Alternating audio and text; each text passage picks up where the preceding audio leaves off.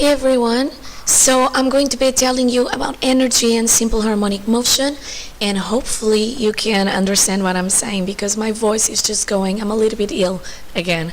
So sorry. So oscillations.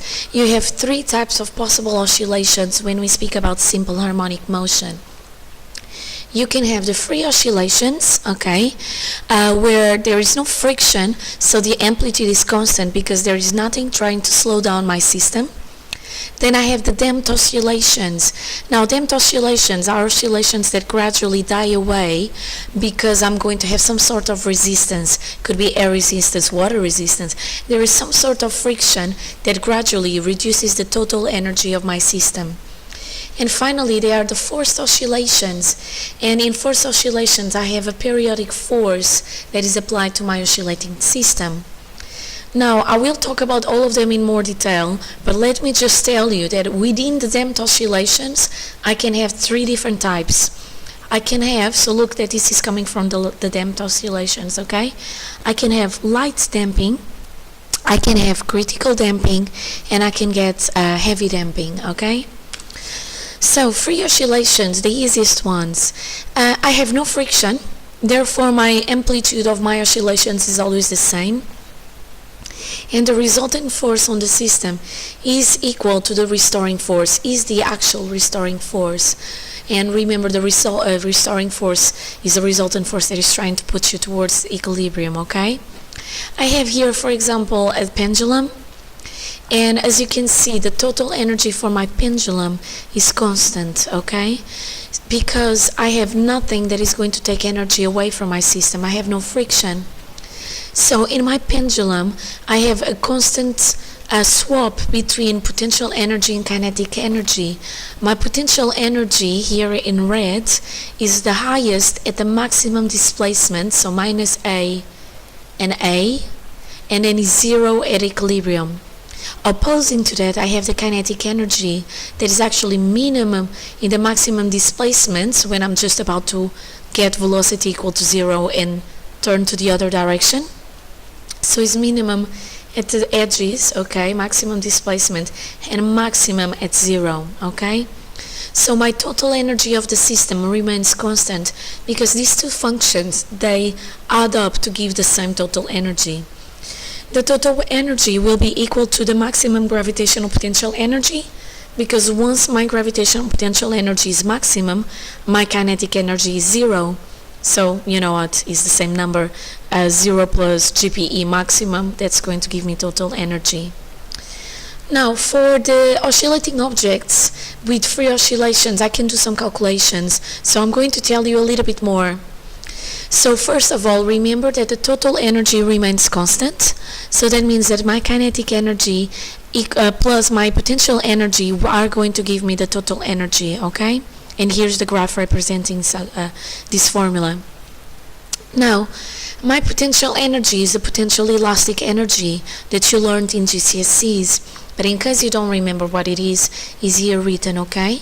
So the potential energy equals 1/2 of K, which is the spring constant. This would work for string as well, okay? And it would be the string constant, times x squared, where x is the displacement. So this formula is given, okay? Now, you know that my total energy is equal to the maximum potential energy. So that means that my total energy is when my displacement is maximum, so it's the highest amplitude.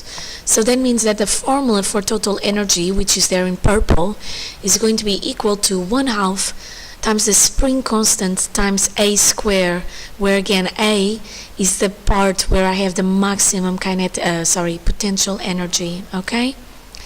Now, my kinetic energy is going to be the total energy minus the potential energy.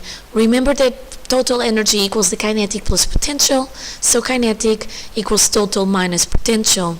So my kinetic energy is going to have this formula, which is 1/2 of K, the spring constant, times, open brackets, A squared, so the maximum amplitude squared, minus x squared, so the displacement in a certain position squared, and then you close the brackets, okay?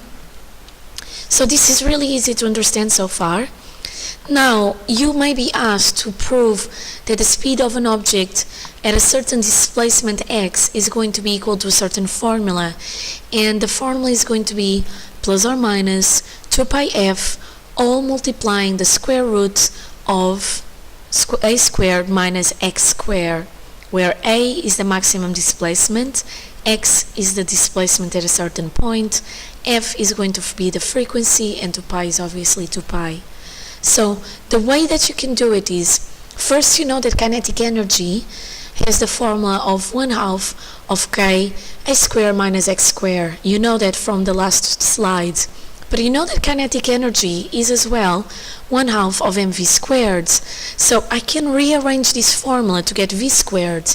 My 1/2s cancel out, and I end up by getting that v squared equals k over m times a squared minus x squared. However, you know from a spring, and this is in the last video, you know that for a spring 2 pi f squared equals to k over m. If you don't recognize this, please go to my last video, which is applications of simple harmonic motion. I have the way that you derive this formula. So because 2 pi f squared equals k over m, I can substitute k over m by 2 pi f squared. So that's what I'm going to do. So v squared is equal to 2 pi f squared times a squared minus x squared. So now I just need to figure out how to take that square. So I do the square roots. So that goes that I have that velocity is plus or minus 2 pi f times the square root of a square minus x square. So this comes directly from me resolving the previous formula, okay? So my maximum speeds happens when I get my zero displacement. So this number is 0, okay?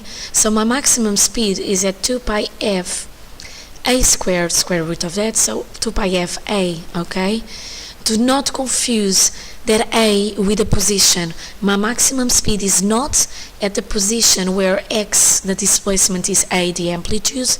My maximum speed is the value of 2 pi f a, because I'm at zero displacement is when I'm passing through equilibrium, so is when x equals to 0, okay?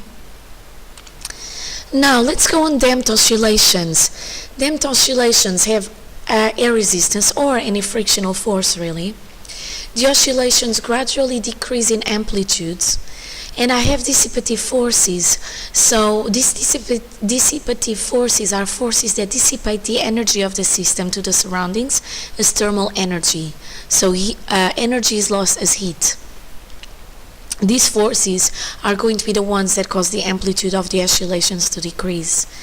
And then if the dissipative forces are present, then my motion, my oscillation will be said to be damped, okay? Now within damped oscillations, I can have light damping, which in this graph shows here as green, so this is the light damping. I can have heavy damping, which in this graph shows almost like this straight line, almost like a straight line in purple. And I can get critical damping, which is this one. I return to the equilibrium position and I do not move any further. So light damping, the time period is going to be independent of the amplitude, so that means that I can have a smaller amplitude, however my frequency of my oscillations is exactly the same. And you just look at the waves, all the green waves, and they are exactly spaced apart, equally spaced apart, okay? So each cycle takes the same length of time as the oscillations die away. So I may have a smaller oscillation, but the time period or the frequency is the same, okay? Now the amplitude is reduced by the same fraction each cycle. So each cycle I have the same type of reduction in my amplitudes, okay?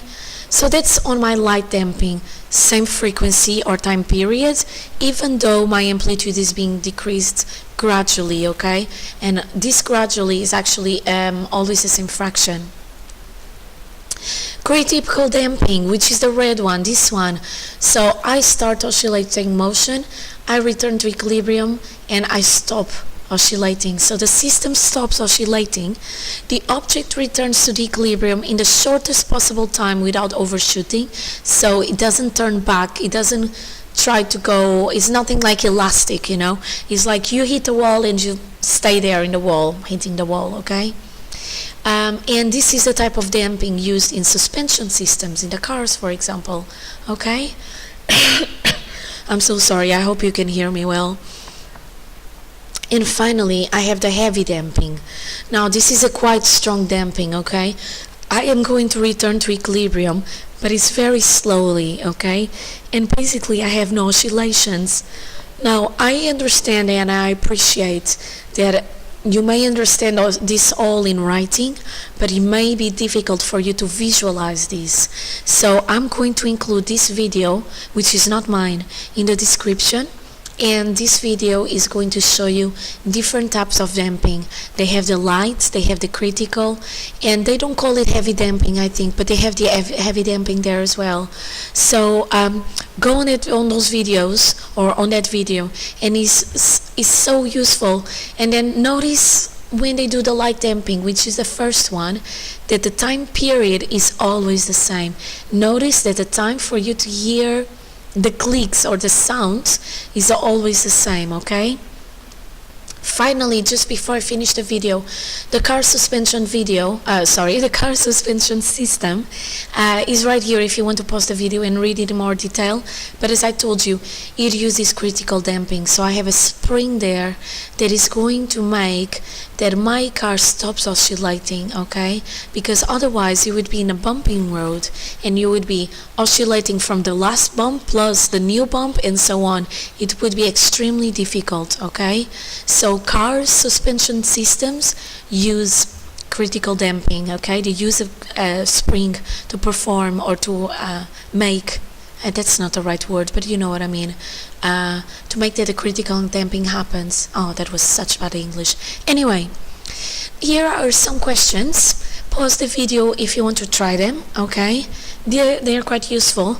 And then these are the answers. So these are the answers for the questions. So again, if you want to attempt them, pause the video on the questions, attempt them, and then check if this is working, okay? If you have any problems, come and speak to me directly or message me. And I hope that you have, I don't know if I can still do more videos this week. I don't know if I have more free periods, but I hope you're, you know, oh, completely forgot. This business of being ill is crazy. Well, I hope you are healthy and happy, and give it a go. Be happy. Have a good weekend if I don't speak to you before that, and take care. Bye.